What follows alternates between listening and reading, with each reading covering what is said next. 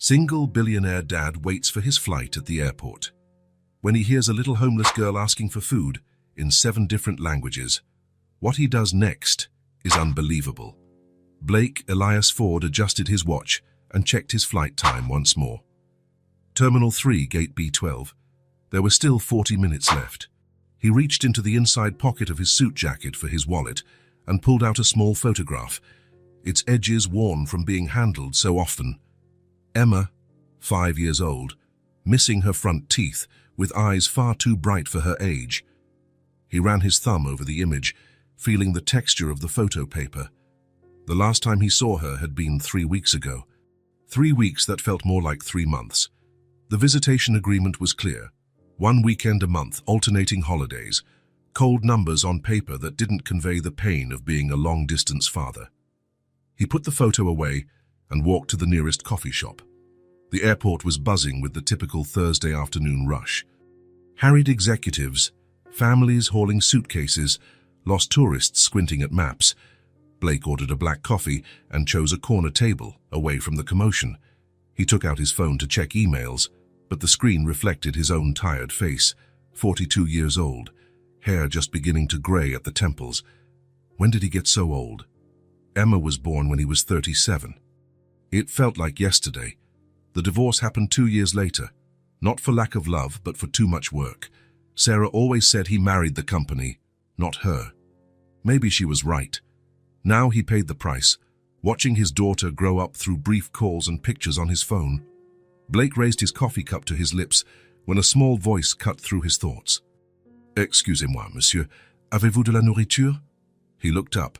A skinny girl, around 6 years old, stood beside his table, barefoot, wearing clean but very worn clothes, brown hair pulled into a messy ponytail. "Sorry, I don't speak French," Blake replied in English. The girl switched languages without missing a beat. "Do you have food, sir?" Blake blinked, surprised. "You speak English? Sprechen Sie Deutsch? Habla Español? Do you speak Portuguese?" The girl tested other languages, each word carefully pronounced. "Говорите ли вы по-русски? Рибенью во ханашимаска?" 7 languages. Blake counted mentally. For a 6-year-old speaking 7 different languages, asking for food with bare feet in an airport. "English is fine," he said, still processing what he had just witnessed. "How do you know so many languages?" "My mom taught me. She says words open doors." The girl glanced at his table. "Do you have any food, even a little?" Blake looked around. The coffee shop sold sandwiches, cakes, fruit. He had enough money to buy the entire place, and here was a child asking for crumbs. "Of course. How about a sandwich?" The girl's eyes lit up. "Really? Really? What's your name?" "Aurora." Aurora. A lovely name for a girl who looked like she was carrying the weight of the world on her small shoulders. Blake got up and walked to the counter. He ordered 2 sandwiches, and a juice and an apple and a chocolate muffin. When he returned to the table, Aurora was seated, legs swinging without reaching the floor. "Thank you," she said, as Blake placed the food in front of her. She didn't dive into the food like he expected. Instead, she separated half of the sandwich. "I'll save this for my mom." Blake felt a tightness in his chest. "Where is your mom?" "Looking for a job. I came here to see if someone would give me food." Aurora bit into the sandwich slowly, as if trying to make it last. "Do you have kids?" The question caught him off guard. Blake touched the pocket where he kept Emma's photo. "Yes, a little girl about your age. She also loves to learn." "Does she live with you?" "No, she lives with her mom, in another city." Aurora nodded like she understood grown-up complications perfectly. "She must miss you." Blake swallowed hard. "I miss her too. Why don't you live together?" How could he explain divorce, shared custody, and the messes of adult life to a 6-year-old begging for food in an airport? "Sometimes things get complicated between adults," Blake said. "But that doesn't mean I love my daughter any less." Aurora took a sip of juice. "My mom says that love has no size or distance. It either exists or it doesn't." The simplicity of her words hit Blake like a punch to the gut. A 6-year-old had just summed up in 2 sentences what he couldn't explain to himself in 2 years of therapy. "Your mom is wise. She is. She knows a lot. We used to have a big house with lots of books. She taught me different languages every day. Aurora paused. We don't have the house anymore, but she still teaches me new words. Blake watched the girl eat.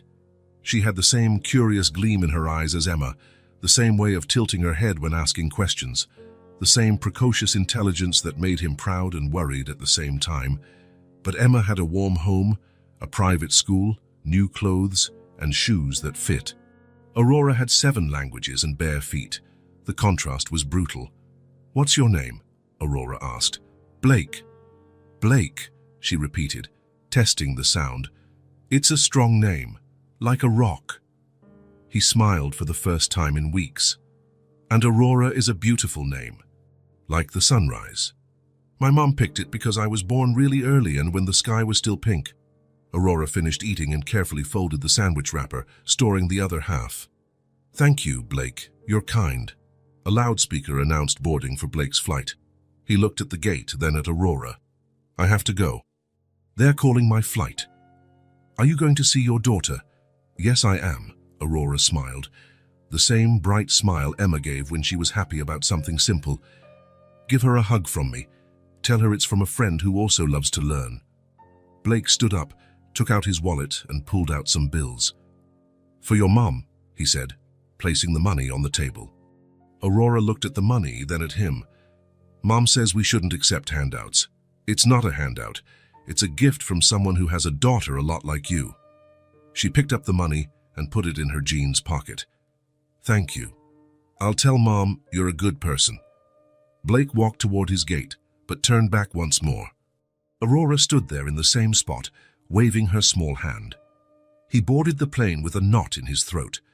During the 3-hour flight, Blake tried reading reports, answering emails, organizing the agenda for the following week. But his mind kept wandering back to Aurora, her bare feet, the 7 languages, her smile that resembled Emma's. She has the same curious eyes, he thought, but she's all alone. When the plane landed, Blake called Sarah to let her know he'd arrived. Emma picked up the phone. "Daddy, did you bring me something?" "I did, Princess. I'll see you soon." But while he spoke to his daughter, Blake couldn't stop thinking about Aurora. A brilliant child who should be in a classroom, not at an airport begging for food. The flight had taken off, but Aurora remained with him. Sarah was waiting at the airport, Emma running alongside her as soon as she saw Blake exit the arrivals area. "Daddy!" Emma leapt into his arms. Blake lifted her off the ground, feeling the familiar weight of his daughter. 5 years old, but already talking like a little grown-up. "Hi, Princess, I missed you." "I missed you too. Look, I lost another tooth." Emma flashed a gap-toothed grin, pointing to the empty space in front. "Really? Did the tooth fairy visit?" "Yep. She left $5 under my pillow." Blake looked at Sarah, who shrugged with a smile. "Inflation," she said. In the car, Emma wouldn't stop talking. She told him about school, her new teacher, the neighbor's cat that climbed a tree and had to be rescued by firefighters. Blake listened to it all, but his mind kept drifting to Aurora. The 2 girls were almost the same age, the same curiosity, but Emma talked about cats and fairies, while Aurora talked about not having a home. "Daddy, are you listening to me?" "Of course, Princess. You were talking about the cat." "No, Daddy. I was asking if you're going to take me to the park tomorrow." "I am. What if we get ice cream too?" Emma clapped her hands. "Can I pick 2 flavors?" "You can pick as many as you want." Blake hugged his daughter tightly. She smelled of strawberry shampoo and had light pink nail polish. Clean clothes, new shoes, a backpack full of colorful books. Everything a child should have, everything Aurora did not. "Daddy, are you staying the whole weekend?" "Yes, Princess. Saturday and Sunday are all ours." "Can I pick what we do?" "You can pick everything." Emma clapped again. "I want to go to the zoo, have ice cream, watch a movie, and make pancakes on Sunday." "All that? All of it? You promised I could choose?" Blake laughed, the first genuine laugh he'd had in weeks. Emma had a gift for making everything seem simple. Emma snuggled into the car seat and closed her eyes. Blake watched her sleep for the rest of the drive. Her hair neatly cut, rosy cheeks, the peaceful breathing of someone who always slept in a warm bed. When they arrived at Sarah's house, Blake carried Emma in his arms to her room. She woke for a second as he laid her in bed. "Daddy?" "Yes, Princess." "Are we making pancakes tomorrow morning?" "We'll make the best pancakes in the world." "With chocolate?" "With chocolate and strawberries." Emma smiled with her eyes closed. "I'm glad you came." She drifted back to sleep. Blake kissed her forehead and quietly left the room. Sarah was in the kitchen making tea. "You seem different," she said without turning around. "How so?" "I don't know, more pensive than usual." Blake sat at the table. "I met a girl at the airport, about Emma's age. And she was begging for food, barefoot, alone." Sarah turned to face him. "Did you help?" "I bought her a sandwich, gave her some money." "And now you feel guilty for having a privileged child?" Blake sighed. Sarah was always direct. It was one of the things he admired and found irritating in equal measure. "Maybe." "Blake, you can't save all the children in the world." "I know, but you can be a good father to Emma." He nodded. Sarah was right. She usually was. But as he went upstairs to the guest room, Blake couldn't stop thinking about Aurora.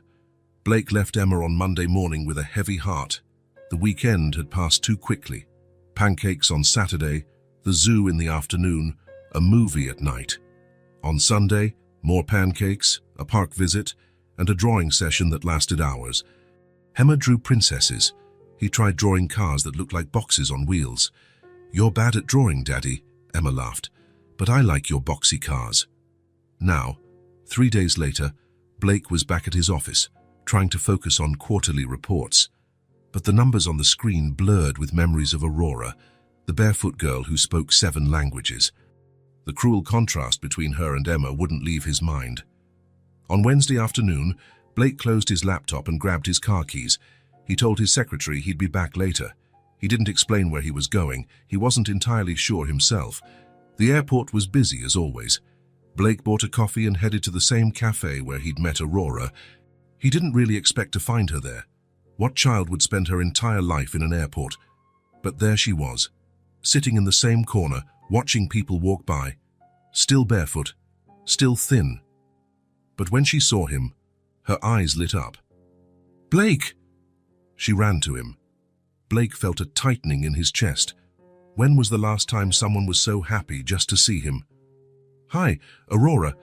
How are you?" "I'm okay. Mom still can't find a job. Yesterday we only had old bread the baker was going to throw away." The casual way she talked about her own hunger left Blake speechless. Emma complained if dinner was 15 minutes late. "Do you want something to eat?" "Yes, please." They headed to the cafe. Blake ordered 2 sandwiches, juice, fruit, and a piece of cake. Aurora waited for him to sit before she started to eat. "You came back," she said, as if it were the most natural thing in the world. "I did." "Why?" Blake paused. Why indeed? To feel less guilty, to prove something to himself, or simply because he couldn't stop thinking about her. "I wanted to see how you were," Aurora smiled. "Mom says kind people are rare, that when we find one, we should take good care of them. Your mom is wise." "She is." Aurora took a slow bite of her sandwich. "Want me to tell you a story?" "Sure." Aurora wiped her hands on a napkin and settled into the chair. "We used to have a big house, really big, with stairs that made noise when you walked up. It was funny, like music. Mom said it was like a giant piano." Blake listened, picturing a little Aurora climbing musical stairs. "We had a real piano too, black and shiny. Mom played classical music every morning while we had breakfast. I knew all the songs by heart." "Do you know how to play piano?" "I used to. Mom taught me. But now," Aurora shrugged, "we don't have a piano anymore." "What about the books?" Aurora's eyes lit up. "Oh, the books. We had an entire library. Books in French, German, Italian, Russian. Mom read to me in different languages. She said each language sees the world differently. That's why you speak so many languages." "Yes. Mom always said that words are doors. The more languages you know, the more doors you can open." Aurora paused. But all the doors closed when we lost our house. What happened? I'm not sure. Mum doesn't like to talk about it. One day we had everything, the next day we had nothing. We had to leave the house fast. We only took some clothes. Aurora took a sip of juice. But you know what I miss the most? What? The books and the piano and studying. I used to study a lot. Math, science, history. But what I loved most were the languages. I like learning the sounds of words, how they dance in your mouth when you speak. Blake smiled. My daughter's like that too. She's curious about everything. Always asking questions, always wanting to learn more. What's she like? Smart. Funny. She draws princesses and says my cars look like boxes. Aurora laughed. She must be cool. She is. You two are alike, always hungry for knowledge. Does she live with you? No, she lives with her mom. Do you miss her? A lot. Aurora nodded. I understand. Sometimes missing someone hurts more than being hungry. The sentence hit Blake like lightning. A 6-year-old had just perfectly described how he felt. The emptiness of not having Emma close hurt more than anything physical. It's true, he said. Missing someone really hurts. Aurora finished her sandwich and looked at Blake seriously. You're a good person. I can feel it. How do you know? By your eyes. Mom taught me to look at people's eyes. She says eyes don't lie. Yours are sad, but they're kind. Blake felt something strange happen inside his chest, like a tight knot slowly coming undone. Talking to Aurora was different. She didn't judge, didn't ask for anything beyond a sandwich and an honest conversation. Something inside him was healing. Aurora, he said slowly, do you think your mom would let me visit you? Maybe I can help. Aurora stopped eating and studied him carefully. Help how? I'm not sure yet. But a smart girl like you should be in school, not begging for food in airports. Mom has pride. She doesn't like accepting help. How about you? What do you think? Aurora was silent for a long time. Blake could see thoughts flickering in her eyes. I think yes, she finally said. I think Mom would let you, if I'm there with you. You'd be there. Sure. You're my friend now. Blake smiled. When was the last time someone called him a friend without expecting anything in return? Then let's go. Aurora finished her juice and stood up. We live pretty far from here. It's a small apartment. That's okay. They walked to the parking lot. Aurora stopped beside Blake's car. Is this yours? Yes. It's nice. Black, like the piano we used to have. Blake opened the door for her. Aurora climbed in carefully, touching the leather seat with reverence. I've never been in a car this nice. Sit wherever you like. During the drive, Aurora gave directions. They left the upscale part of the city and entered a simpler neighborhood. Smaller houses, narrower streets. Following Aurora's instructions, they arrived at an old red brick building. This is it, Aurora said. Apartment B. They climbed 2 flights of stairs. Aurora knocked on the door with a specific pattern. 3 quick taps, a pause, 2 slow taps. That's so Mum knows it's me, she explained. The door opened, and Blake saw a woman around 35, brown hair in a simple bun, tired but alert eyes, clean clothes but worn. There was a quiet elegance about her, as though she was once used to better things. Aurora, you're late, the woman said, then noticed Blake. Who is he? Mum, this is Blake, the kind man I told you about. He gave me food. The woman eyed Blake carefully. He could sense her silent assessment. A man in an expensive suit, wearing a pricey watch, driving a fancy car. What did he want with them? Pleasure to meet you, Ms. Estelle, she replied without offering her hand. Please come in. The apartment was tiny. 1 room that was also the kitchen, an old but clean sofa, a small table with 2 chairs. Blake noticed a half-open door revealing a single bed. Where did they both sleep? Sit down, Estelle said, motioning to the sofa. Blake sat. Aurora ran over to her mum and whispered something in her ear. Estelle listened, glancing at Blake occasionally. Aurora says you've been kind to her, Estelle said finally. She's a special girl. She is indeed. Estelle sat at the other end of the sofa. What do you want, Mr. Blake? Blake Ford, and I don't want anything. I just wanted to meet you. Aurora speaks a lot about her mother. She shouldn't be at the airport, Estelle sighed, but options are limited. Aurora settled on the floor between them. Mom, Blake wants to help us. Estelle stiffened. We don't need charity. It's not charity, Blake said quickly. It's recognition. Aurora is extraordinarily smart. She should be studying. I know what my daughter should be doing. Estelle's voice had a carefully contained irritation. But life doesn't always give us choices. Blake glanced around the apartment. No books, no piano, nothing reminiscent of the life Aurora described. I'm sorry, he said. I didn't mean to offend. Estelle watched him for a long moment. Then her expression softened slightly. Aurora smiles when she comes back from talking with you, she said quietly. And that's rare. It's been a while since I've seen her really smile. Blake felt that strange sensation in his chest again, as though something broken was being mended. She makes me smile too, he said. It's been a long time since I've spoken with someone so honest. Aurora looked from her mom to Blake, as if sensing some shift in the air.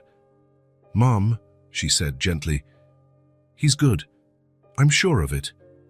Estelle ran her hand over her daughter's hair. I know, sweetie, I know.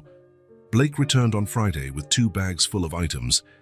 Children's math books, colorful notebooks, colored pencils, fresh fruit, and an illustrated English dictionary.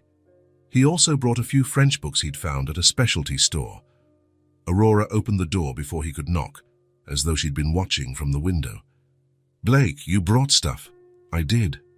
I thought you might like to really study. Aurora's eyes sparkled when she saw the books.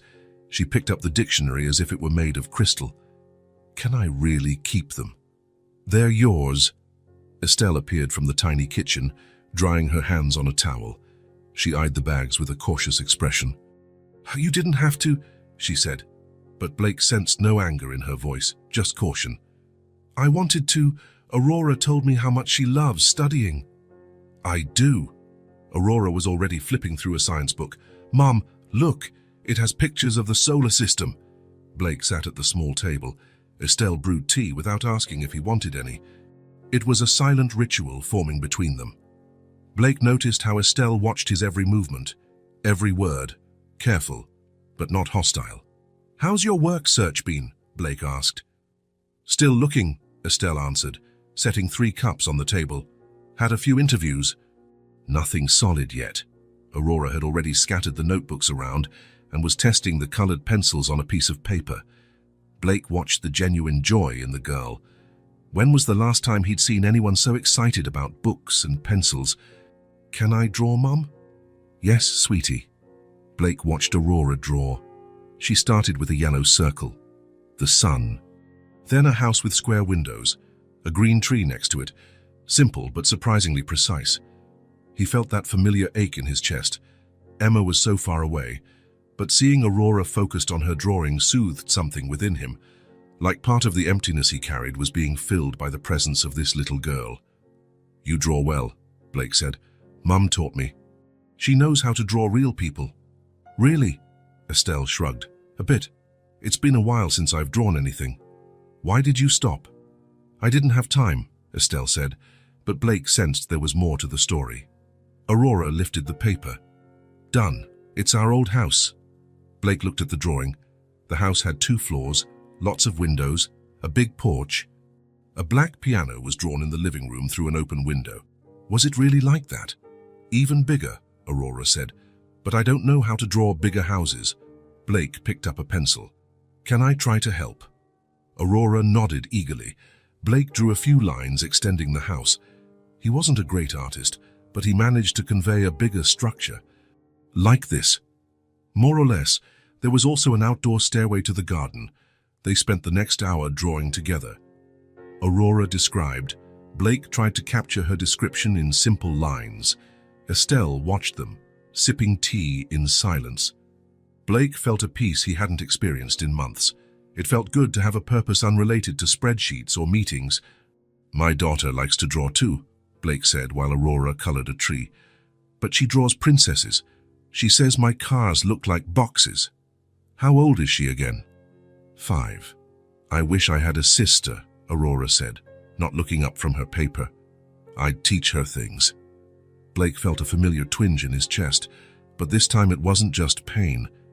It was gratitude. She loves learning too, but she's far away from me, and you remind me of her.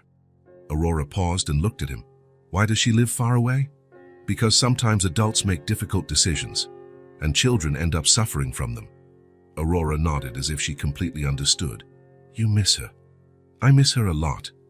Aurora put down her pencil and took Blake's hand. Her small hand was warm and stained with blue ink.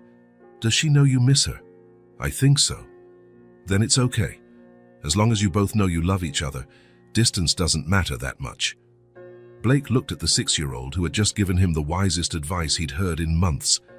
Estelle was also looking at her daughter, with a blend of pride and sadness. How you're very smart, Aurora. Mom taught me. She knows a lot about feelings. The following week, Blake set up a routine. He arrived at 3 in the afternoon when Aurora came back from walking around the airport. He always brought something useful, new books, fruit, study materials. Never anything so lavish that it might make Estelle uncomfortable. Blake discovered that teaching Aurora was a pleasure. She absorbed everything at lightning speed. Multiplication, division, even basic fractions. Within 2 hours, she was solving problems children of 8 usually learn. She's thirsty for knowledge, Blake told Estelle, while Aurora practiced exercises. She's always been this way, right? Since she was little. Always asking questions, always wanting to know why. Like Emma. Estelle smiled. Blake noticed she smiled more now. Curious children are a gift and a challenge. True. Emma asks me things I don't know how to answer. Last week she wanted to know why clouds don't fall. And what did you say? That I'd research and tell her later. Did you research? Blake laughed. I did. It has to do with air density and the weight of water droplets. Aurora would love that explanation. The bond was forming, subtly, respectfully, solidly. Blake didn't invade their space, but he was present. He brought things they needed, not expensive gifts. He asked before giving an opinion. He listened more than he spoke. Estelle was starting to relax around him. She no longer tensed her shoulders when he arrived. Sometimes she even smiled at his silly jokes for Aurora. For Blake, those afternoons had become the best time of the week. Better than any business meeting, better than any professional achievement. Watching Aurora learn was like witnessing a flower bloom. It filled the emptiness left by Emma's absence. Today I'll teach you about the planets, Blake said one Thursday, opening a book with pictures of the solar system. Aurora perked up immediately. I know Earth is the 3rd planet from the Sun. Very good. And how many planets are there? 8. Pluto doesn't count anymore. Blake laughed. You really know it all. Mom told me about Pluto. She said sometimes things change, even if we don't want them to. Estelle looked kindly at her daughter. It's true. Change is part of life. Aurora flipped through the book gently. Which planet is your favorite, Blake? Saturn because of its rings. Mine's Jupiter. It's the biggest of all. Why do you like the biggest? Aurora thought for a moment. Because it protects the smaller planets. The meteors hit Jupiter instead of hitting Earth. Blake looked at Estelle, impressed. Where did she learn that? Documentaries. Back when we had a TV, Aurora watched science shows. I wish I could see Saturn up close, Aurora said. It must be beautiful with all those shiny rings. Maybe someday you'll be an astronaut and see Saturn for real. Aurora's eyes gleamed. You think I could? I think you can be anything you want. Estelle smiled, but Blake saw a shadow pass over her eyes. He understood. How could one dream about space when you weren't sure about your next meal? But at that moment, Blake made a silent decision. Aurora would have every opportunity she deserved. He would make sure of it. The following week, Blake brought books on basic Latin. Aurora was thrilled. Latin! Mom, he brought Latin! Have you studied Latin before? Blake asked, surprised. A little. Mom started teaching me when I was 5. Latin is hard for a 5-year-old. Aurora's always been advanced, Estelle said. She taught herself to read at 3, just from watching me. Aurora was already flipping through the book. Here, Rosa, Rose, I remember this. What does it mean? Rosa, like the flower. In Latin, you change the end of the word depending on how you use it in a sentence. Blake was impressed. Do you remember any more words? Some. Aqua is water. Terra is earth. Stella is star. Aurora paused. And amor is love. Mom said that word sounds similar in almost every language. Why Latin? Blake asked Estelle. Because it's the root of many modern languages. If you understand Latin, it's easier to learn French, Italian, Spanish. Aurora lifted her head from the book. And because it sounds pretty, carpe diem, veni, vidi, vici. The words have music. Blake felt a growing admiration for Estelle. Even with no resources, she gave her daughter an education many wealthy kids didn't have. My old stairs used to sound like a piano, Aurora went on, resuming her drawing. Each step had a different sound. I'd climb them singing scales. Do, re, mi, fa, sol, la, ti, do. You know music too. I did. Mom taught me piano for 3 years. Blake glanced around the tiny apartment. There wasn't even space for a simple keyboard. Do you miss it? A lot. But Mom sometimes sings for me. She has a pretty voice. Estelle blushed slightly. Aurora exaggerates. I don't exaggerate. Sing that Italian song, Mom, the one about the little bird. Not here, sweetie. Please. Frau Blake. Estelle hesitated, then softly began humming a gentle melody. Aurora was right. Her voice was indeed lovely, clear, on pitch, trained. When she finished, Blake clapped quietly. Where did you learn to sing? Private lessons, when I was a kid. And piano. That too. Blake was starting to get a clearer picture. A family that once had money for private lessons, books in multiple languages, a big house with a piano. Estelle and Aurora weren't just victims of poverty. They were cultured people who had lost everything. In the following weeks, Blake found himself anticipating his afternoons with Aurora. It was as if she filled a part of him that had been empty since the divorce. Her curiosity, her probing questions, the way she soaked up knowledge, all of it reminded him of Emma, but in a way that didn't hurt. Aurora, for her part, flourished under his attention. She asked more complex questions, drew with more confidence, smiled more. Blake also noticed a physical change. Regular meals gave her cheeks a healthier look, her eyes a brighter spark. Estelle watched everything carefully, but Blake sensed she was starting to trust him, not just as someone who helped, but as someone who genuinely cared about Aurora. I was learning Latin and Japanese before, Aurora said one afternoon, practicing her handwriting. It was fun because they're so different. Latin uses our alphabet, but Japanese has pictures. Do you remember any Japanese words? Arigato means thank you, sayonara means goodbye, and hon means book. Blake shook his head. You're extraordinary, Aurora. Mom taught me. She says knowledge is the only thing nobody can take away. Blake looked at Estelle washing dishes in the tiny sink. He sensed a painful history there, but also tremendous strength. Your mum's right, he said. What you learn stays with you forever. Aurora smiled and went back to writing. Blake watched her, feeling something he hadn't felt in a long time. Purpose, simple joy, the sense that he was making a difference in someone's life. When he got up to leave that afternoon, Aurora hugged him tightly. Thank you for the books, Blake, and for teaching me new things.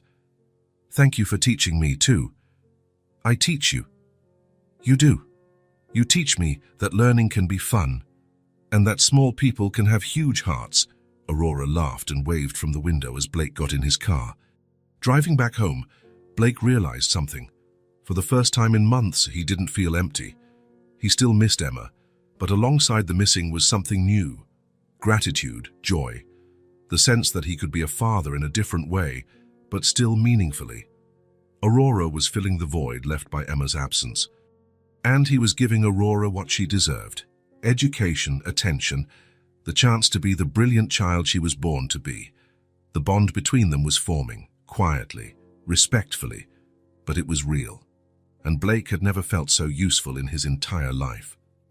Blake arrived on a Tuesday with a smile on his face. He'd stopped by a French bookstore, and found some children's books in French that he knew Aurora would love.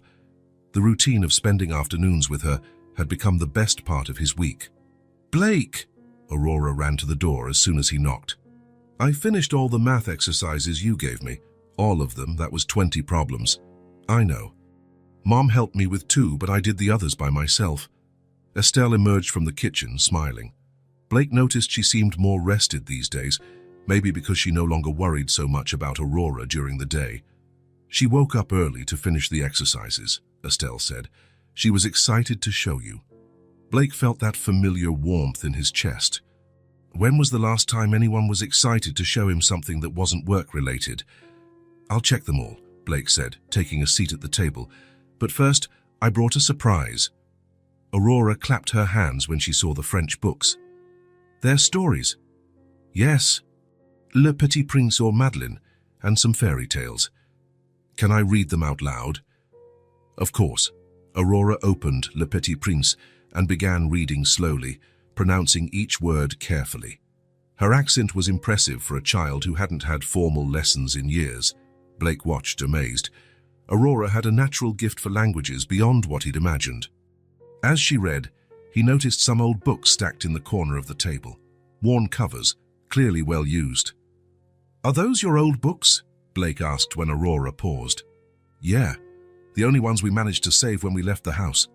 Blake picked one up. It was a heavy, yellowed art history book. He flipped through it absently while Aurora resumed reading. "This one seems like a college-level book," he said. "It was Grandpa's," Aurora replied without looking up from the French book. "Mom saved a few of his books." Blake turned the book over to see the spine, European Art History, 18th Century. It looked academic and expensive. He opened the back cover to see if there was any handwriting. That's when he saw it. Written in blue ink in careful script, Aurora St. Clair. Blake felt an odd stirring in his stomach. St. Clair. Why did that name ring a bell? "Aurora?" he asked, trying to keep his tone casual. "This book has your name on it." "It does." She turned. "Oh, yeah, that's the one Grandpa gave me for my 4th birthday. He wrote my name so I wouldn't forget it was mine." Blake looked again. Aurora St. Clair. The last name stood out on the page, but he couldn't figure out why. "St. Clair is your family's last name?" "Yes, it was Grandpa's last name, and Mom's, before I was born." Blake nodded, but something in him was unsettled. St. Clair. Where had he heard that before? "It's a pretty name," he said, closing the book gently, but his mind kept circling back to that surname. St. Clair, St. Clair. He should know it, but from where? "Blake, are you okay?" Estelle asked. "You look distracted." "I'm fine. It's just, that name sounds familiar. But I can't recall where I heard it." Aurora was reading Le Petit Prince again, but Blake could no longer concentrate fully. The name St. Clair echoed in his head like a song he couldn't place. The rest of the afternoon passed normally. Blake checked Aurora's exercises, perfect and as expected. They read the French books together, with Aurora translating words Blake didn't know. They talked about astronomy, geography, history. But all afternoon, Blake felt as though there was something important he was forgetting. Something about St. Clair that should be obvious, but remained out of reach. "Grandpa had lots of books," Aurora said, leafing through another old volume. "Mom said he read 3 books a week." "What did he do for a living?" Blake asked casually. "He had a company. Mom said he was really smart with business." Blake nodded, but the answer only deepened his unease. A company, St. Clair. Why did it make so much sense, yet no sense? "He died when I was little," Aurora continued, "but Mom always tells stories about him. She says he was a good man, that he treated people well." "He sounds special." "He was. Mom said he always said that business should help people, not hurt them." Blake felt an inexplicable shiver. Business. St. Clair. There was a connection, but he couldn't quite grasp it. When he left the apartment that afternoon, Blake sat in his car for a few minutes before starting the engine. St. Clair. The name kept hammering in his mind. On the drive home, he tried to force his memory. Where had he heard that name? Was it work-related, some old meeting, a document he'd signed? The harder he tried, the more the name slipped away like water through his fingers. At home, Blake went straight to his study and turned on his computer. He typed St. Clair into a search engine, but got hundreds of results. Doctors, lawyers, teachers. Nothing that explained why the name felt so personal. He tried St. Clair Business and St. Clair Company. Some results popped up, but they were all recent. Small companies with no clear link to the feeling that he should remember something crucial. By 10 at night, Blake gave up. Maybe it was one of those weird coincidences. Perhaps he'd heard the name in some insignificant context, and his mind was making it into something bigger than it was. But as he tried to sleep, the name still echoed in his head. St. Clair, St. Clair, St. Clair. The next morning, Blake arrived at the office early, but his mind was still divided. During the 9 o'clock meeting, he realized he was distracted, thinking of the St. Clair name instead of focusing on the financial reports. "Blake, yeah, are you listening?" asked Marcus, the VP. "Sorry, my mind was somewhere else." "Something wrong?" "No, nothing important." But as he said it, Blake knew he was lying. There was something important about St. Clair, something he had to recall. During lunch, Blake tried talking about other matters with Jennifer, his secretary. But in the middle of discussing quarterly budgets, he blurted, "Jennifer, have you ever heard of the last name St. Clair?" She furrowed her brow. "St. Clair? Not really." "Why?" "It sounds familiar, but I can't remember why." "Want me to search our files?" Blake hesitated. Part of him wanted to say yes. Another part thought he was overreacting. It was just a name. Aurora was just a girl he was helping. No mystery there. "No, that's okay," he said finally. "Probably just my imagination." Yet even as he said it, Blake knew it wasn't just his imagination. There was something about St. Clair that mattered. Something big. Thomas seemed that afternoon, when he arrived at Aurora and Estelle's apartment. Blake tried to stay in the moment. Aurora was excited about a new drawing she'd made, a complete solar system with all the planets in proportion. "Look, Blake, I drew Saturn's rings." "Perfect, Aurora. You remembered all the planets. And the moons." "Jupiter has 79 moons." Blake grinned, admiring her talent. But as he praised her drawing, his eyes kept drifting to the old books on the table. Books that once belonged to Aurora's grandfather, a businessman named St. Clair. "Aurora," he said casually, "do you remember your grandpa's full name?" "Yes, Richard St. Clair. Mom always uses his full name when she talks about him. Richard St. Clair." Blake repeated it in his mind. Why did that make his stomach churn? Was he interesting? Mom says he was. He liked teaching people. He always said money was only worthwhile if you used it to help others. Blake nodded, but his unease grew. Richard St. Clair, a businessman. Someone who cared about people. Why did those details make so much noise in his mind? In the following weeks, Blake tried to ignore the strange feeling triggered by the St. Clair name. He focused on enjoying his time with Aurora, watching her thrive with her studies, strengthening the bond he'd built with her and Estelle. But the name wouldn't leave his mind. During work meetings, he'd catch himself thinking of Richard St. Clair. When reviewing contracts, the surname popped into his thoughts. It was as if his subconscious was trying to tell him something that his conscious mind couldn't grasp. One afternoon, while Aurora practiced her handwriting, Blake observed the old books on the table. All were marked from the same private library. All were advanced academic topics: economics, corporate law, business philosophy. "Your grandpa studied a lot," Blake remarked. "He said you never stop learning," Aurora replied, carefully forming her letters. "Mom says he read late into the night." What did he like reading about most? How to do business the right way. He always said money without honesty wasn't worth anything. Blake felt that now familiar shiver. Honest business, Richard St. Clair.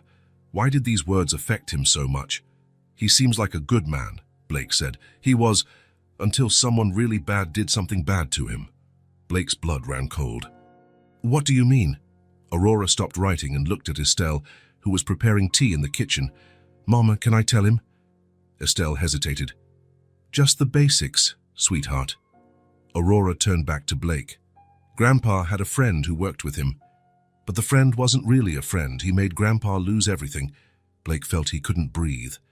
Lose how? Mom said that man lied and stole Grandpa's company. That's why we lost our big house. Blake looked at Estelle, who avoided his gaze. Clearly, she didn't want to go into details. It was a long time ago, Estelle said quickly. Not worth talking about. But Blake could barely speak. Richard St. Clair, a man of business ethics, betrayed by a partner, lost everything. Why did this story resonate so powerfully? Why did he feel like he already knew it? A seed had been planted when he saw the name in that old book. Now it was growing, turning into something he could no longer ignore.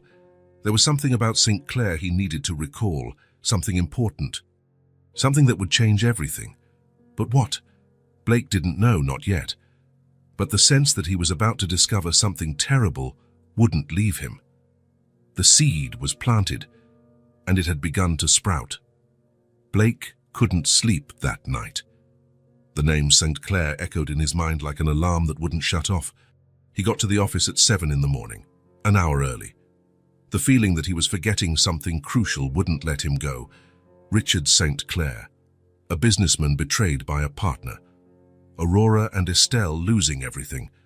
Why did this story shake him so deeply? Blake went straight to Jennifer when she arrived at 8.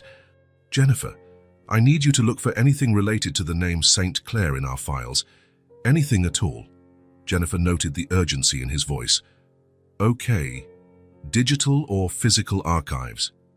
Everything, especially old stuff, from about 10 or 15 years ago. All right. Can you give me a better idea of what I'm looking for? Blake hesitated. How could he explain he was searching for something he didn't even know? Anything, any document, contract, correspondence. The name might be St. Clair Holdings. Jennifer wrote it down. I'll start now. Blake tried to focus on morning reports, but his mind was elsewhere. Every time he thought of Aurora talking about her grandpa, that knot in his stomach tightened. At 10:30, Jennifer knocked on his office door. Blake, I found something. He looked up immediately. What? Old documents. Very old. They weren't in the digital system, only in the physical archives in the basement. Blake stood. Show me. They went down to the storage room. Jennifer had set aside 4 thick folders on a makeshift table. St. Clair Holdings, she said, from 2008 to 2010. Looks like your father had dealings with them. Blake felt the world freeze for a second. His father, Andrew Ford. What kind of dealings? From the paperwork, they looked like partnerships in various projects, investments, acquisitions. Blake picked up the first folder, his hands trembling slightly. He opened it and began reading the initial documents. Partnership contracts between Ford Enterprises and St. Clair Holdings, signed by Andrew Ford and Richard St. Clair. Richard St. Clair, Aurora's grandfather.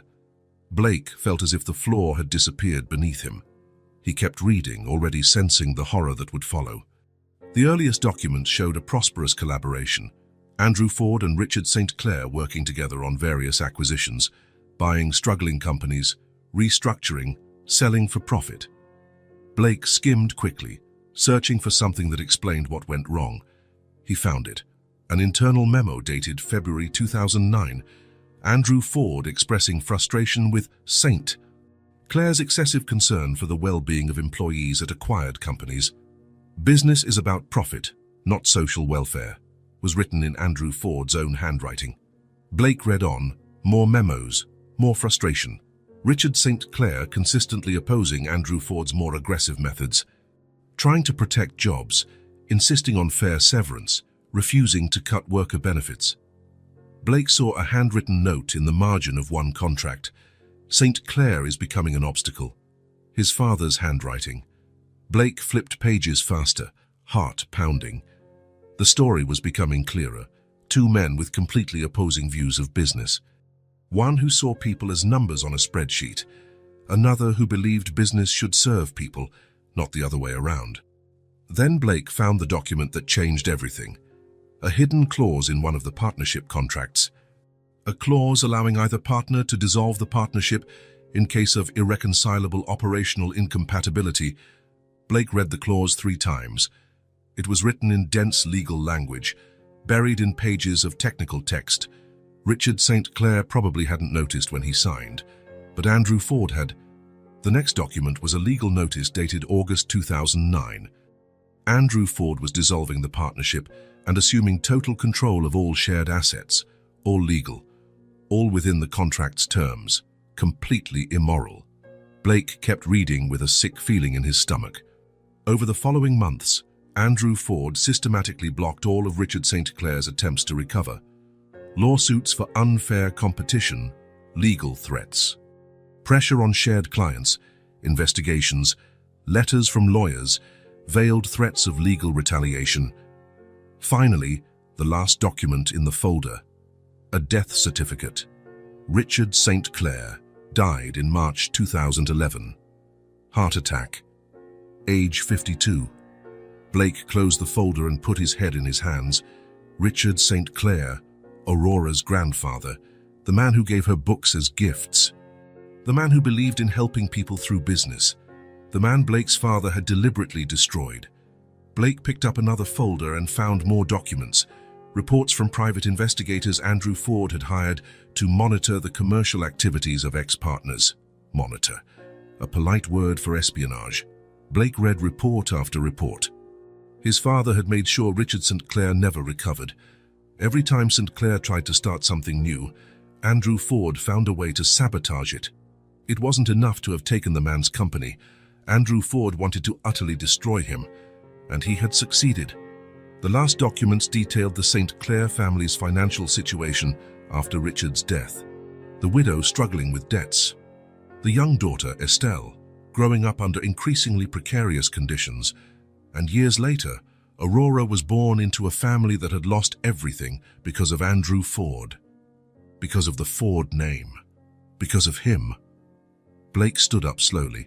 He walked to the tiny window in the records room and stared at the parking lot below.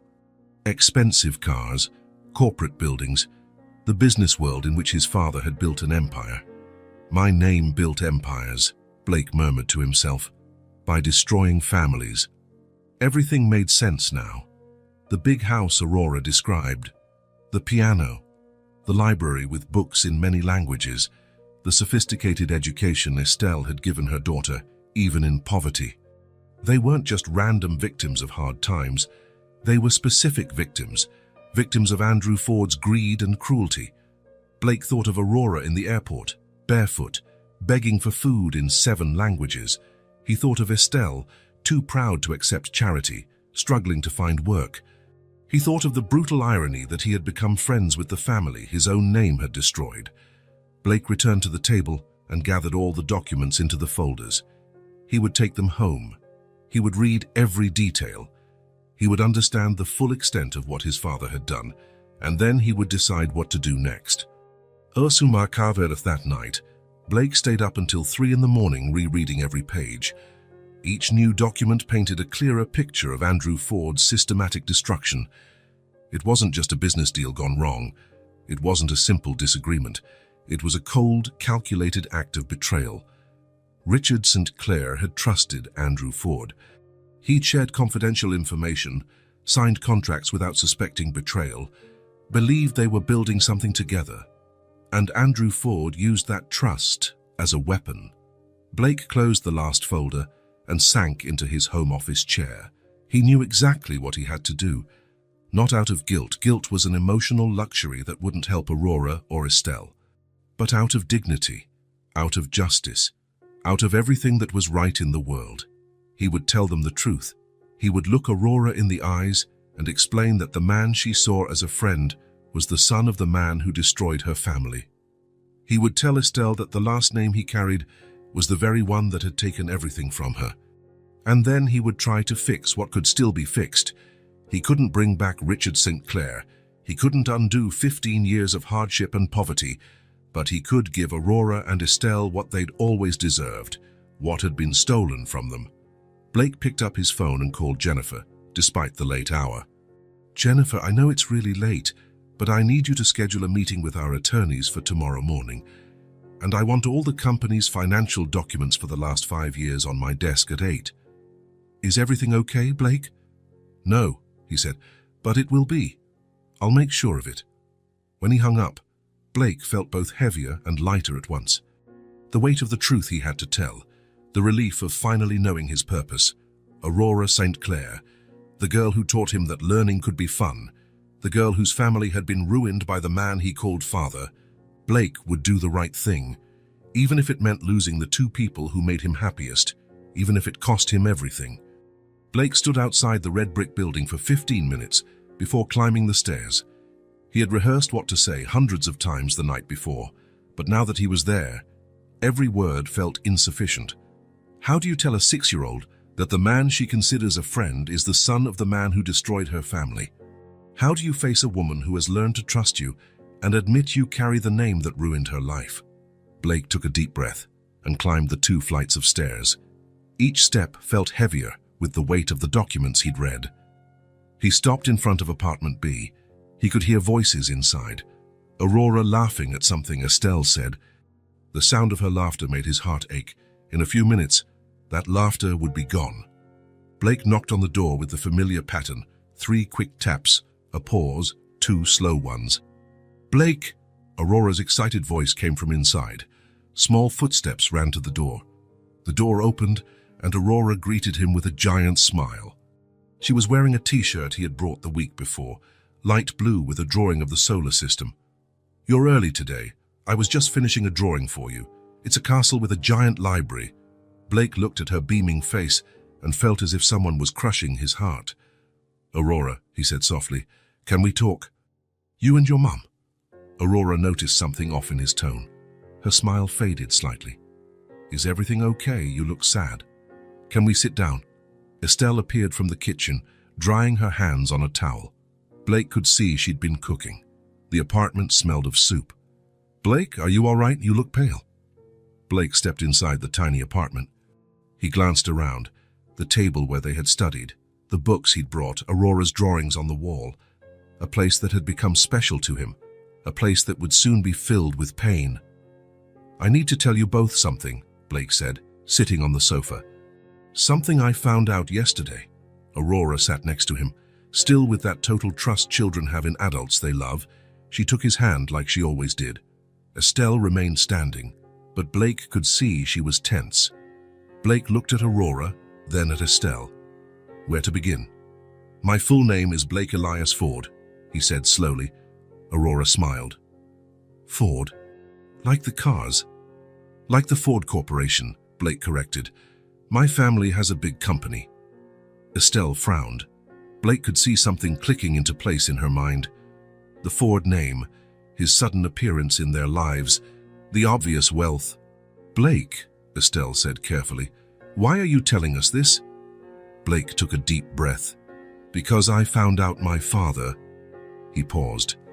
The words felt like shards of glass in his throat. "Andrew Ford, what about your father?" Estelle asked. But Blake could see in her eyes that she already knew. "He was the partner who betrayed your father, Estelle. Andrew Ford is the one who destroyed Richard St. Clair." The silence that followed was deafening. Aurora looked from Blake to her mother, not fully understanding but sensing the weight of his words. Estelle stood completely still for a long moment. Her face cycled through confusion, realization, shock, and finally, total disbelief. "Ford," she whispered. "Andrew Ford." The name came from her lips like a curse. "I didn't know," Blake said quickly. "I swear I didn't know. I only found out yesterday when I saw your names in the old company files, when I saw the documents of what he did." Estelle stared at him with an expression Blake had never seen before. Not just anger, but something deeper, pain, betrayal, and complete horror. "You didn't know," she repeated slowly, as if testing the words. "No. I had never even heard of Richard St. Clair until yesterday. My father never told me about how he destroyed my family." Estelle stood abruptly. "How he stole everything we had. How he killed my father." Aurora shrank on the sofa. "Mom, why are you yelling?" Blake gripped Aurora's hand more tightly. "He didn't physically kill him," he said carefully. "But I understand what you mean. I read the documents. I saw what he did. You understand?" Estelle let out a harsh laugh. You understand what it's like to watch my father die of heartbreak? To see a good, honest man destroyed by someone he thought was a friend? Blake stayed silent. There was nothing he could say. Your father didn't just take our company, Estelle continued, voice rising.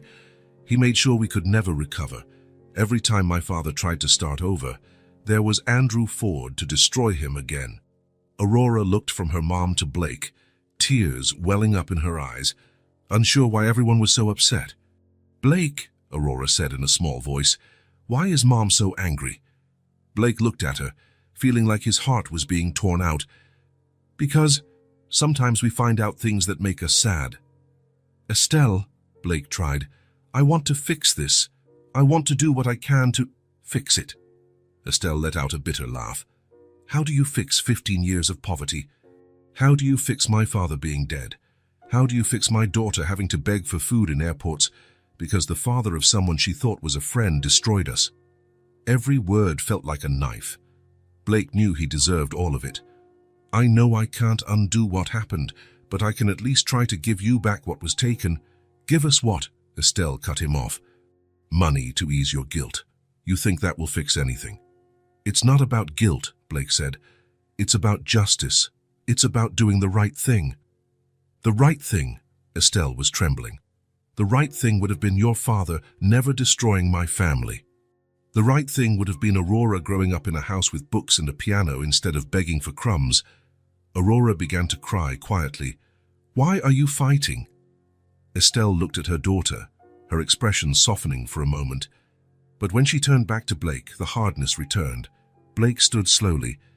My name is Blake Elias Ford, he said, as if introducing himself for the first time. I found out my father ruined your family. I didn't know, but now I do. And what do you want me to do with that information? Estelle asked. Forgive you. Pretend it doesn't matter. I want to try to fix what can be fixed. We don't need you, Estelle said firmly. Your last name literally took the roof from over my daughter's head. We don't need your charity now. Blake glanced at Aurora, curled up on the sofa, tears running down her cheeks. Aurora? No, Estelle stepped between them. You don't talk to her. You have no right to talk to her. Not anymore. Estelle, please, she has nothing to do with... She has everything to do with it, Estelle exploded. She's the victim of all this. She's the one who lost her home, her education, her normal childhood. Blake felt tears in his own eyes. I know, it kills me to know, but I truly care about her. About both of you. You care. Estelle took a step toward him. If you cared, you would have found out who we were before coming into our lives. If you cared, you wouldn't have let my daughter get attached to you. I didn't know. It doesn't matter if you knew, Estelle yelled. What matters is that you're a Ford. What matters is that the blood in your veins is the same blood as the man who destroyed my family. Aurora was crying louder now, scared by the shouting. Mom, stop, please. Estelle took a deep breath, trying to calm herself for her daughter's sake. Leave, she said to Blake, walking to the door. Leave our home. Leave our lives. Blake glanced one last time at Aurora. The little girl who had taught him that words were doors. The little girl who had filled the void Emma's absence created. The little girl now looking at him with confusion and hurt. Aurora, he said softly. I'm so sorry. I'm sorry for everything. Get out, Estelle shouted, throwing open the door. Blake walked slowly to the door. He paused at the threshold and turned back. Estelle, I understand your anger. I understand you may never forgive me, but Aurora isn't to blame for any of this. She deserves everything good the world can offer. She deserves not to have you in her life, Estelle said. She deserves not to carry the weight of being friends with the son of the man who destroyed her family. Blake nodded. I understand. He walked out. Estelle slammed the door behind him. Blake stood in the hallway for a moment, listening to Aurora's muffled sobs on the other side. He descended the stairs slowly, each step echoing in the empty building. When he reached his car, he sat in the driver's seat for a long time before he could start the engine. He had done the right thing by telling the truth. He knew that. But doing the right thing had never hurt so much. No. In the days that followed, Aurora asked questions Estelle didn't know how to answer. Mom, Why did Blake leave without saying a proper goodbye? Estelle was washing dishes in the tiny sink, looking for a way to explain adult betrayal to a 6-year-old. Sometimes people have to leave us, sweetheart. But he said he was going to teach me about the stars today. He brought that astronomy book and promised we'd study constellations. Estelle closed her eyes. The book still lay on the table, right where Blake had left it, alongside the other books he'd brought, small reminders of how Aurora had blossomed under his attention. He's not coming back, Aurora. Why not? Did I do something wrong? Estelle's heart broke. No, honey, you didn't do anything wrong. You didn't. Never. Then why doesn't he want to be my friend anymore? How to explain? How to say that the man she adored carried the last name that ruined their lives? Because sometimes things get complicated between adults. Aurora was silent for a while. Was it because of that conversation you had, when you got mad? We weren't mad, sweetie. We just found out it was best if he didn't come. But I liked him. He listened when I talked about things I learned. He was always so happy when I solved math problems. Aurora's simple words stabbed Estelle's heart. She, too, had started to like Blake. She had started to trust him. She had begun to believe there might be genuinely good people in the world. And then she discovered he was a fraud. Estelle braced herself on the sink, fighting the rage still burning inside her. Mum, are you crying? Estelle wiped her eyes quickly. No, honey, it's just the steam from the hot water. But Aurora wasn't dumb. She knew when adults were sad. Is Blake coming back tomorrow? No, Aurora, he isn't. Ever again. Estelle turned to look at her daughter. Aurora sat at the table, legs swinging, eyes still red from crying. Never again. Aurora nodded slowly. Can I keep the books he brought? Estelle glanced at the stack of books on the table. Evidence of Blake's presence in their lives. Evidence of how she'd been fooled. But Aurora loved those books. You can keep the books. Can I finish the math exercises he gave me? Yes, Aurora resumed, swinging her legs. Mom. Yes. Why do grown-ups do things that hurt kids? The question hit Estelle like a punch. Aurora didn't fully understand, but she knew she'd been hurt by adult decisions. I don't know, sweetheart. Sometimes grown-ups make bad choices. Did Blake make a bad choice? Estelle hesitated. Blake had lied by omission about who he was, but he also genuinely cared about Aurora. He was the first person in years to make Aurora smile every day. It's complicated, Estelle finally said. In the following days, Estelle noticed Aurora becoming quieter. She still did her math exercises, still read her French books, but there was a sadness in her that wasn't there before. Mum, Aurora said one afternoon, do you think Blake misses me? Estelle felt her heart tighten. Why do you ask? Because I miss him, and he said I reminded him of his daughter, so maybe he misses me too. Estelle didn't know how to respond. In truth, she believed so. She believed Blake did miss Aurora. She believed he had genuinely cared for her, which made it all even more painful. Blake Ford had arrived in their lives like a savior, giving Aurora hope, giving her the education she deserved, making her smile again. And all the while he carried the last name that had destroyed everything they once had. Estelle was consumed by anger. Anger for being deceived. Anger for letting Aurora get attached. Anger for starting to believe that maybe things could get better. Anger because she still felt, deep down, that she missed him too. But mostly, she was angry because Aurora was suffering. And Aurora had already suffered enough because of the Fords. She had suffered more than enough for a lifetime. Blake drove for 2 hours to the mansion where he'd grown up, in the wealthiest part of the city, 10 acres with wrought iron gates and manicured gardens. The house where he learned that money was more important than people. A house that now made him sick just to look at. Andrew Ford, now 68, still kept a strict routine. Blake knew he'd find him in his private study at 9 in the morning, going over financial reports while sipping black coffee brought by the maid on schedule. Blake parked in the circular stone driveway. He looked at the imposing facade of the house, marble columns, huge windows, architecture meant to impress and intimidate. How many families had been destroyed to pay for all that? The maid greeted him at the door. "Good morning, Mr. Blake. Your father is in his study." Blake nodded and walked through the familiar corridors. Expensive paintings on the walls, Persian rugs on the floors, antique furniture worth more than most people earned in a year, all built on the ruins of people like Richard St. Clair. Blake knocked on the study door. "Come in." Andrew Ford was seated behind a massive mahogany desk, reading glasses perched on his nose, a stack of documents in front of him. At 68, he was still an imposing figure, grey hair perfectly groomed, an expensive suit even at home, a posture that commanded equal parts respect and fear. "Blake, what a surprise." Andrew didn't look up from his papers. "I thought you only came by at Christmas. We need to talk." "About what?" Andrew finally glanced at his son. "If it's about the company, you know you can schedule a meeting." Blake sat in the chair opposite the desk, the same chair he'd sat in as a child, listening to lectures on responsibility and success. "It's about St. Clair Holdings." Andrew paused. He removed his glasses slowly and stared at Blake. "St. Clair Holdings," he repeated. "I haven't heard that name in a long time." "Richard St. Clair. Ah." Andrew leaned back in his chair. "So you've been digging through the old files." "I have, and I discovered what you did." Andrew shrugged. "I did business, like I always do." "You destroyed a man. You destroyed an entire family." "I dissolved a partnership that wasn't working," Andrew replied coldly.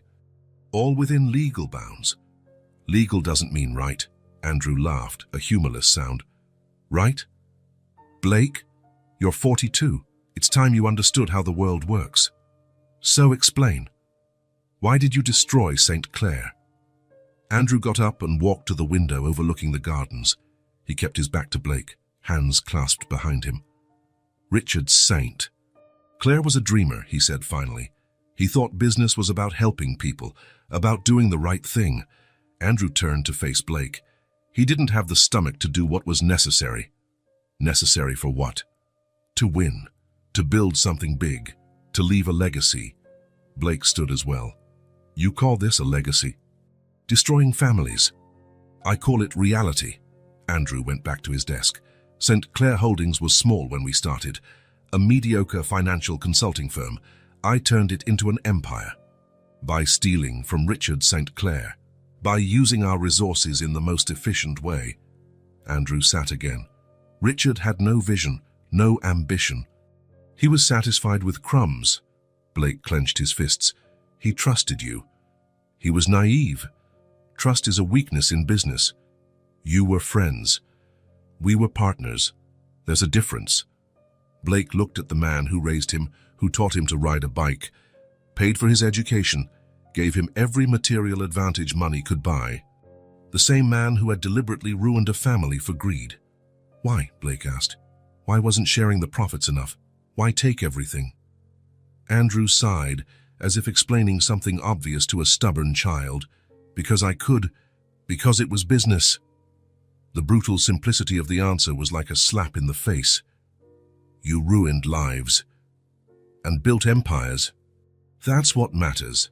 Blake felt sick. "How do you sleep at night? How do you live with yourself, knowing you destroyed people?"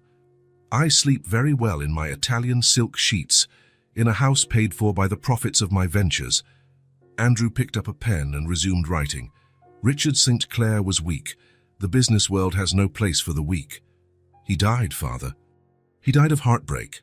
Andrew paused for a moment, then continued writing. "People die every day for all kinds of reasons. You killed him." "I beat him." Andrew glanced up. "There's a difference." Blake stood there in silence, watching the man before him, searching for any trace of humanity, any sign of regret. There was none. "He had a young daughter," Blake said. "A granddaughter. They lost everything.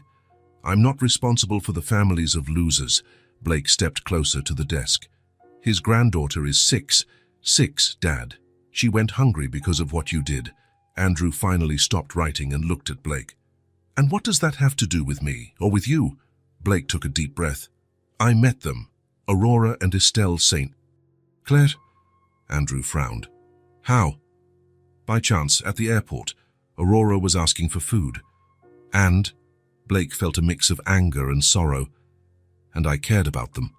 I genuinely cared.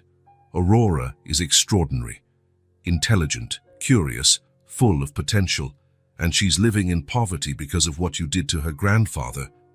Andrew leaned back in his chair. Ah, now I see. You feel guilty. I feel responsible. No difference. Andrew folded his hands on the desk. Blake, you can't save the world. You can't fix every injustice. I can try to fix this one. Why?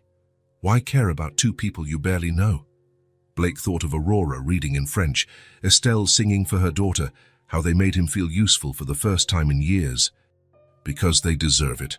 Because it's the right thing to do. Andrew chuckled again. The right thing.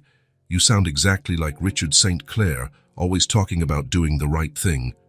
And look where it got him. Exactly. Look where it got him. Andrew stood. Blake, you're my son. My blood runs through your veins. Don't waste it on sentimentality. Blake stared at his father for a long moment, then turned toward the door. Blake, Andrew called. You can't change what happened. You can't bring Richard St. Clair back.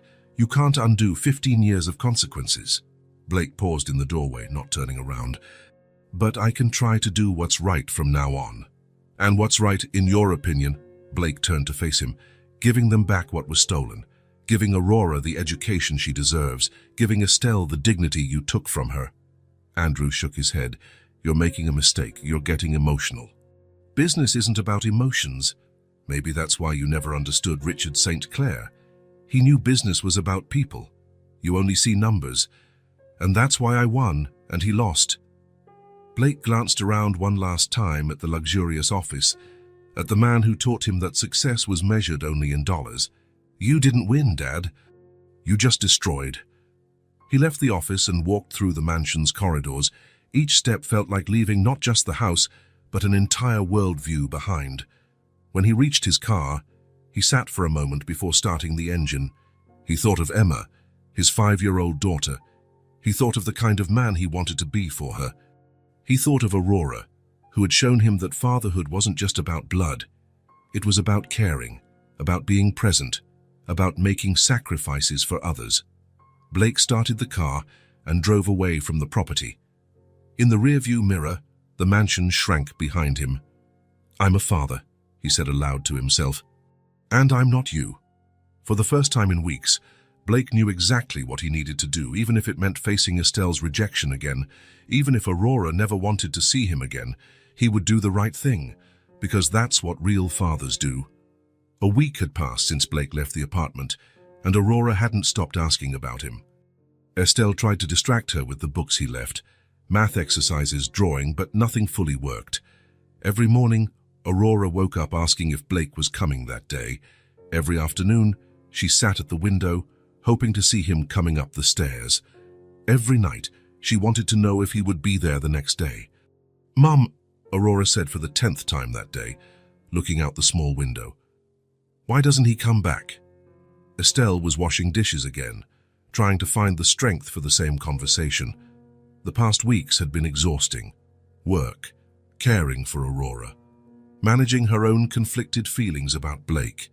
We've been through this, honey. But I don't understand. Aurora walked away from the window and sat on the table, legs swinging. He always came back. Every day, he promised we would study constellations. Estelle dried her hands on a towel and turned to face her daughter. Aurora looked thinner. She was eating less since Blake left, sleeping poorly, smiling less. It was as if a light inside her had gradually gone out. Sometimes people can't come back, Aurora. Why? Is he sick? Did he move away? Estelle gazed at her daughter. Aurora deserved a real explanation. She deserved to understand, even if it hurt. Estelle took a deep breath and sat in the chair next to Aurora. Remember the stories I tell you about Grandpa?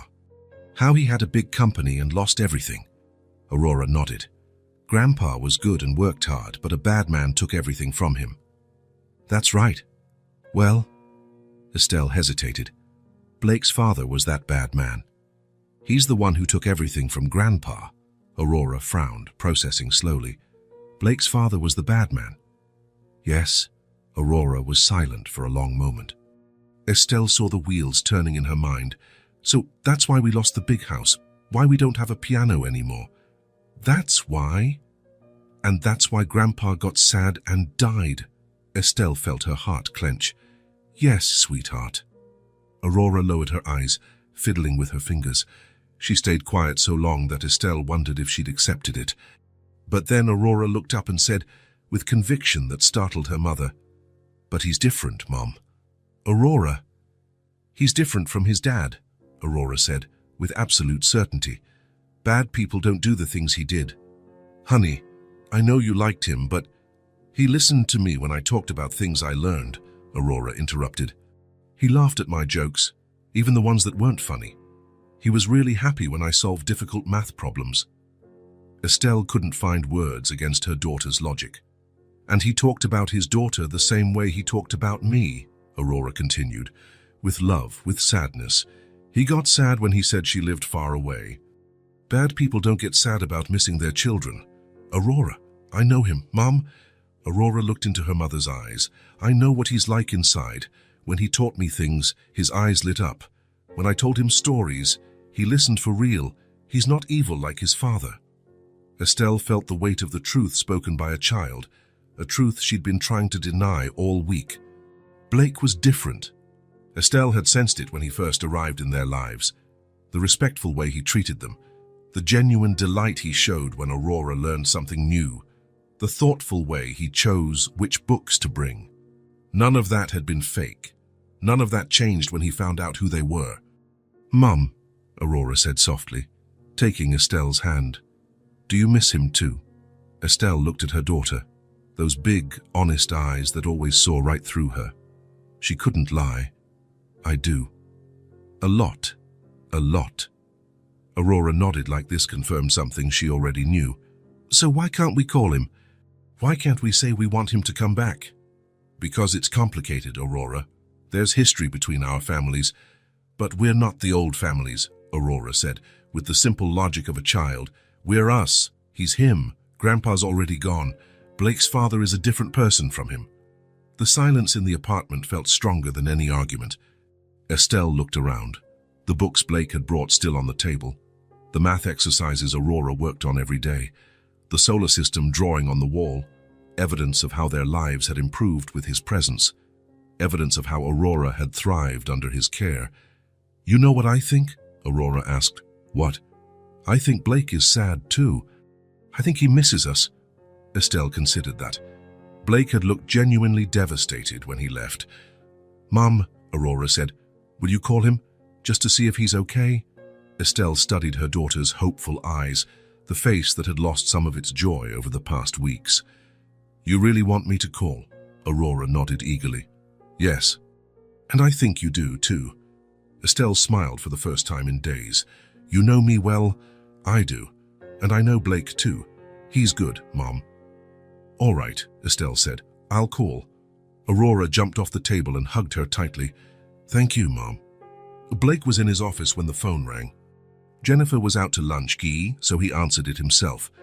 "Ford Enterprises." "Blake." The voice was hesitant and familiar. Blake nearly dropped the phone. "Estelle?" "Yes, it's me." Blake sank into his chair, heart pounding. "Is everything okay? Is Aurora okay? She's asking about you. Every day. Several times a day." Blake closed his eyes. "How is she?" "Sad. She doesn't understand why you won't come back. She sits at the window waiting, and I don't know how to explain it to her." Estelle's voice quivered with emotion. "And Aurora made me realize a few things. She says you're different from your father. She says she knows who you are inside."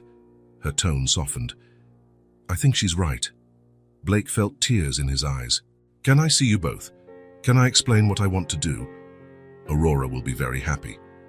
"And you?" Estelle hesitated. "Me too." "Can I come this afternoon?" "You can come right now if you want." "I'll be there." Blake knocked on the door with the familiar pattern. 3 quick taps, a pause, 2 slow taps.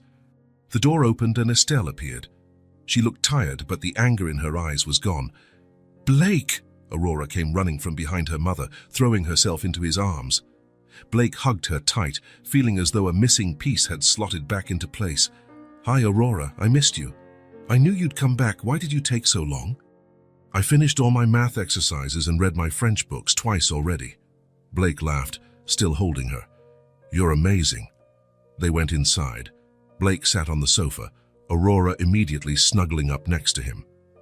"Estelle," Blake began, "before anything else, I need to tell you about a conversation I had." Estelle pulled out a chair at the table, listening intently. "I visited my father, and he feels no remorse, none. To him, destroying Richard St. Clair was just another business move." Blake looked straight at Estelle. "But I'm not my father." "I know," Estelle said softly. Blake blinked in surprise. "You do?" "Aurora made me see that. Sometimes children see people more clearly than we do." Aurora grinned. "I told Mom you were good." Blake felt his heart warm. "Estelle, I want to do the right thing. I want to fix what my father tore apart." "How?" Blake took a deep breath. "I want to enroll Aurora in the best private school in the city. I want her to have real piano lessons, language lessons, anything she wants to learn." Estelle opened her mouth to protest, but Blake continued. "And I want to give you a share of my portion of the company. You deserve what was taken from you." "Blake, I don't know if I can accept—" "It's not charity," Blake said firmly. "It's restitution. Returning what never should have been taken." Aurora looked from her mom to Blake. "Does that mean you'll come see us again?" Blake looked at Estelle. "If your mom allows it?" Estelle hesitated a long moment. Blake could see the internal battle in her eyes. "You'll have to prove you're different from your father," she said finally. "How?" "By being present. By always telling the truth. By treating Aurora the way she deserves." Blake nodded. "I can do that." Estelle glanced at Aurora, whose eyes were bright with hope. "Okay," she said. "But this time, no secrets, no surprises." "No secrets," Blake agreed. Aurora jumped up and down on the couch. "So you'll come back tomorrow?" Blake laughed. "If you both want me to, I'll come every day." "I do." Estelle smiled as well, for the first time since learning who he was. "Then it's decided," she said. 3 months later, Blake was sitting at the same small table in the apartment, helping Aurora with basic algebra. She had started at the private school and was advancing quickly. "Done?" Aurora showed him her notebook. "I finished them all." Blake checked her answers. "Perfect, as always." Aurora beamed and ran off to show Estelle, who was in the kitchen making dinner. Blake watched the scene. Estelle was now working as a consultant on a new project at his company, not out of charity, but because she truly had a talent for financial analysis. Aurora studied happily, piano lessons twice a week, French on Thursdays. But more important than all that was how they'd become a non-traditional family. Blake visited every day. He took Aurora to school when Estelle was working. He helped with her homework. He attended her little piano recitals. He was present with affection and respect. "Blake," Estelle called from the kitchen, "can you come here for a minute?" Blake joined her. Estelle was stirring a pot of soup, but paused when he approached. "I want to tell you something," she said. "What is it?" She turned to face him. "I was wrong about you. At first, when I found out who you were, I thought your last name defined you." Blake stayed quiet, listening. "But a last name doesn't say who we are. You're nothing like your father. Completely different." She paused. "And I'm thankful you showed up. We're better off with you. I'm better off with you too. My daughter really cares for you. And I care too." Blake smiled. "You both changed my life. You taught me what it means to be a real father." Aurora came running in from the living room. "Blake, look." She held up a new book. "My teacher gave me this advanced astronomy book. It has pictures from the Hubble telescope." Blake crouched down to her level. "Let's check them out." They sat at the table, Aurora opening the book carefully. Estelle watched from the kitchen, smiling. The past hadn't changed. Richard St. Clair was still gone. Andrew Ford was still the man who destroyed a family for greed. But the story had been rewritten with justice, with presence, with love. Blake couldn't undo what his father had done, but he could build something new and better. Aurora pointed to a photo of a colorful nebula. "Look how pretty. It looks like a giant butterfly in space." Blake looked at the girl who had taught him that family wasn't just about blood, that fatherhood was about choosing to show up, day after day. "It's really beautiful," he said. "Should we read about it?" Aurora nodded eagerly and started reading aloud. Estelle kept cooking, listening to her daughter's voice mingling with Blake's gentle comments. For the first time in 15 years, their home was filled with a sense of future rather than the past. And Estelle knew that was what Richard St. Clair would have wanted for his granddaughter. Not revenge, not endless anger, but a happy child, well-educated and loved. A child who'd have all the opportunities she deserved. A child who would grow up knowing that despite life's cruelties, good people could still choose to do the right thing. Aurora finished reading about the nebula and looked at Blake with those curious eyes he had grown to love. "Can I be an astronomer when I grow up?" "You can be anything you want," Blake answered. "Absolutely anything." And for the first time, those words weren't just a kind wish. They were a promise he had the power to keep. Aurora smiled and returned to the book. Blake glanced at Estelle, who was watching them with happy tears in her eyes. The story had been rewritten. And this time, everyone won. If this story touched your heart, subscribe to the channel and turn on notifications so you don't miss the next ones. Leave a like because it helps this story get recommended to more people. See you in the next story.